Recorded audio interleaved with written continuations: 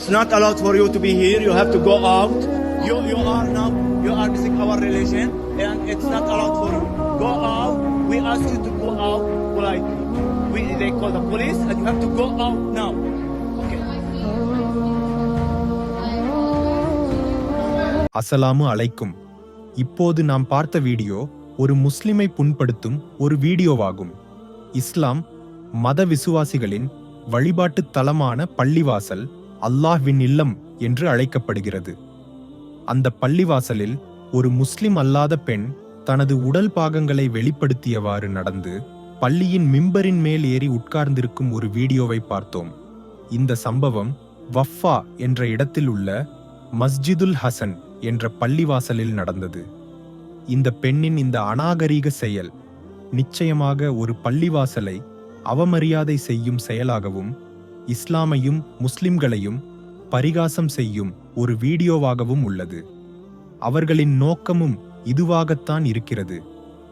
சாதாரணமாக ஒரு பள்ளிவாசலை பார்வையிடுவதற்காக உள்ளே செல்வது என்றால் முன்பு முஸ்லிம் அல்லாதவர்கள் உள்ளே சென்றது போல அதற்கு ஒரு முறையும் நேரமும் இருக்கிறது. பள்ளியின் அதிகாரிகளின் அனுமதியுடன் உள்ளே செல்ல முடியும்.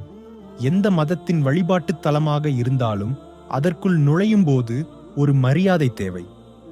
ஏனெனில் அது மக்கள் மதிக்கும் ஒரு இடமாகும். ஆனால் இந்த பெண் முஸ்லிம்களுக்கு எதிராக ஒரு போராட்டம் என்ற மனநிலையுடன் இந்த பள்ளி வாசலுக்குள் நுழைந்து மிம்பரில் ஏறி நின்று ஆணவத்துடன் பேசுகிறாள். பள்ளிவாசலில் இருந்த விசுவாசிகளும் உள்ளூர் மக்களும் தலையிட்ட போதிலும் அவள் இறங்கத் தயாராகவில்லை.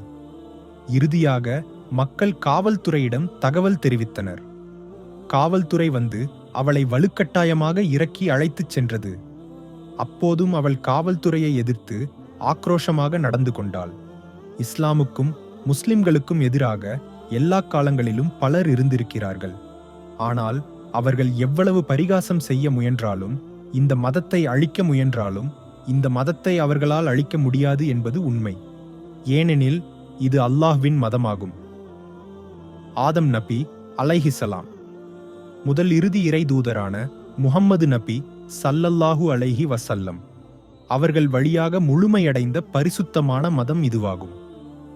இந்த மதத்தில் உறுதியாக நம்பிக்கை கொண்டு உண்மையான முஸ்லிம்களாக வாழ அல்லாஹு சுப்ஹானஹு தஆலா நமக்கு வெற்றியை அருளட்டும். ஆமீன்.